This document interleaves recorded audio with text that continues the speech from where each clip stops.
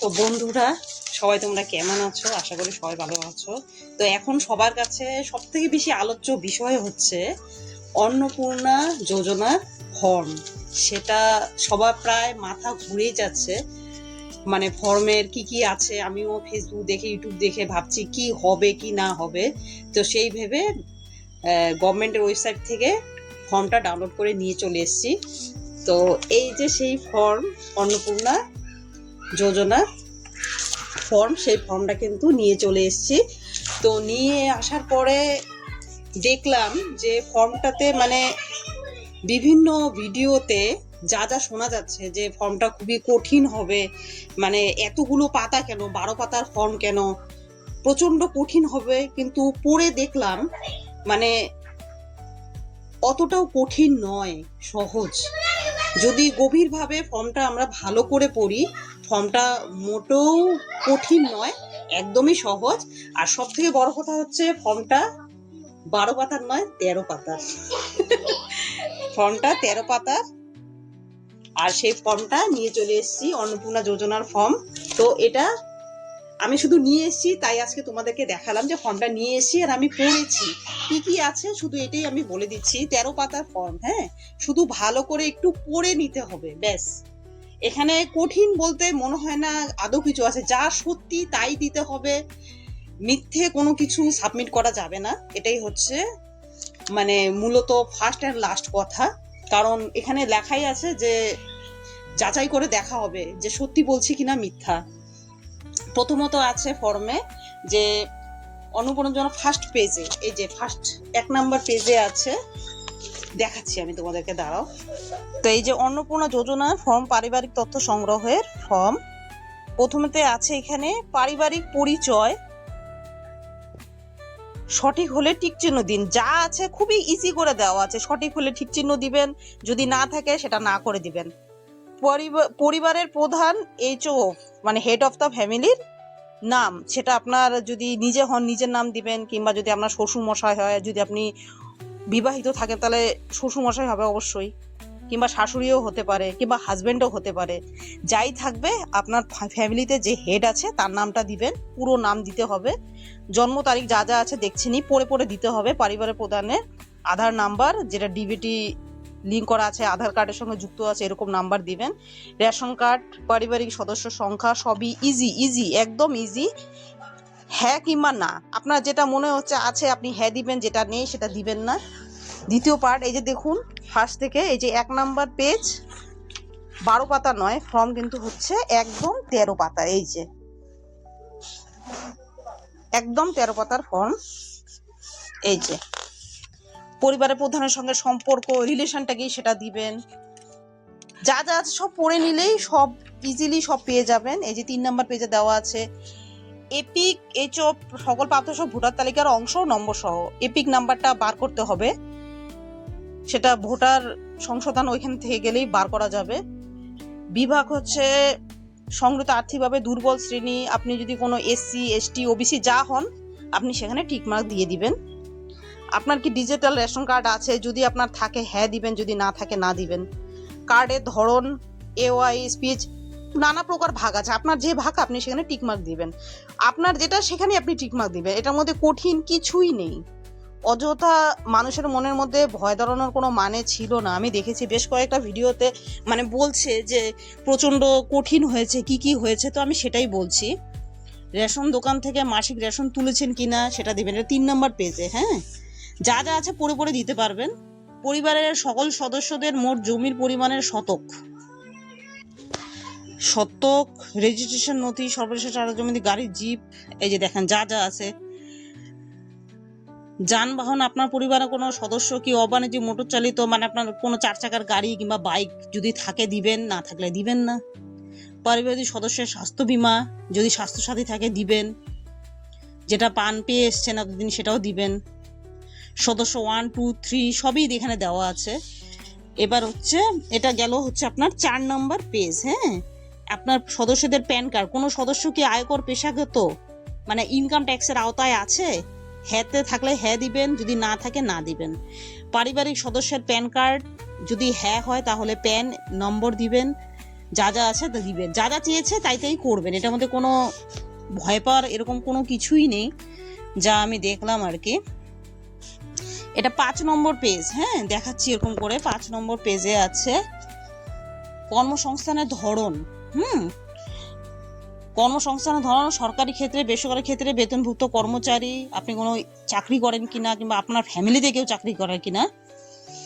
এখানে অনেকের মাথাতে একটা জিনিস ঢুকছে যে বাড়িতে কেউ চাকরি করলে যে অ্যাপ্লাই করছে, মানে যে অন্নপূর্ণা ভান্ডারের আওতায় যে সব মহিলারা আমরা আসছি, আমরা নিজেরা কি করি সেটা হচ্ছে মেন। আমার হাজবেন্ড যদি চাকরি করে মনে করুন, করতেও পারে কিংবা নাও করতে পারে, তা দিয়ে কিন্তু কোনো কিছু না। দেখবে আপনি যে আবেদন করছেন আপনি কি করেন। আপনি যদি চাকরি করে থাকেন কোনো সরকারি, তাহলে সেটাতে দিবেন, যদি না করে থাকেন সেটা দিবেন, না করে থাকলে কোনো ব্যাপার না, আপনি অবশ্যই অন্নপূর্ণা যোজনার যে অর্থ দিবে গভর্নমেন্ট সেটা অবশ্যই পাবেন। যা যা আছে সরকারি ক্ষেত্রে, বেসরকারি, বেতনভুক্ত কর্মচারী কিনা, এটা হচ্ছে 5 নাম্বার। হ্যাঁ এই যে দেখুন, সব ভালো করে পরিষ্কার করে সবচেয়ে উপযুক্ত ঘরে টিক চিহ্ন দিন, যদি থাকে প্রয়োজনীয় নথিস ঘোষণা জমা দিন, আপনার কাছে কোনো প্রেশার নেই।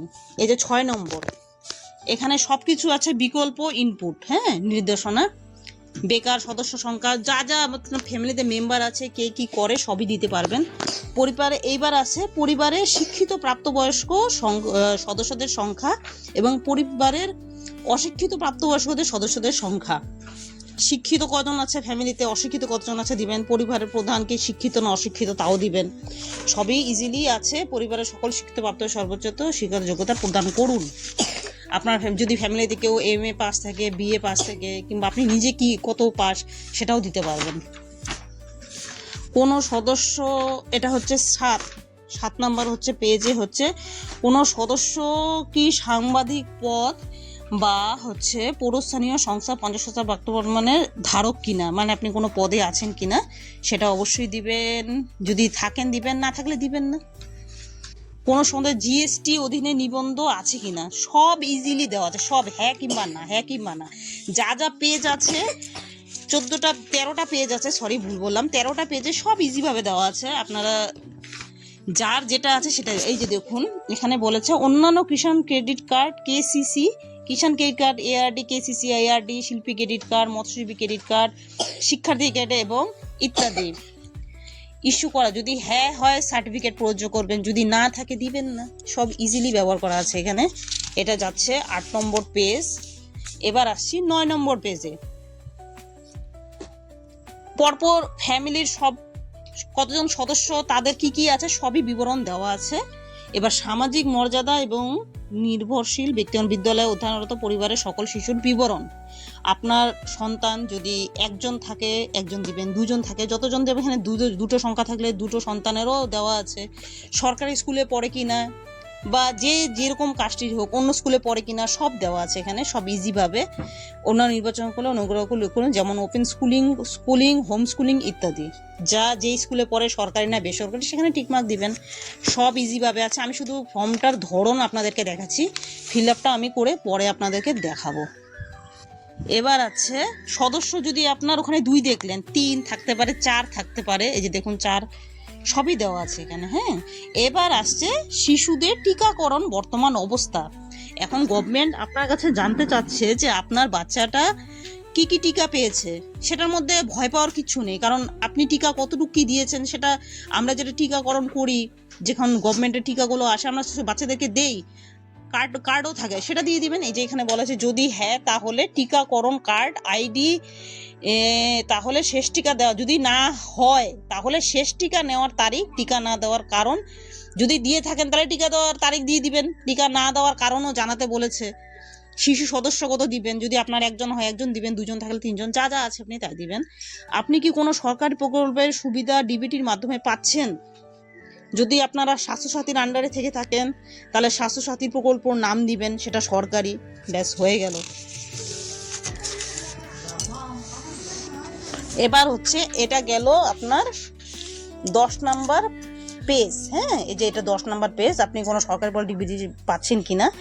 এবার আছে 11 নাম্বার পেজ। এই যে 11 নাম্বার পেজ সবই আছে ওটারই, 11 নাম্বার পেজও আছে। আপনি কোনো কিছু আছে কিনা, পরিবারের সদস্য সংখ্যা যা যা লাগে পড়লেই বুঝতে পারবেন, কিছু নেই এরকম।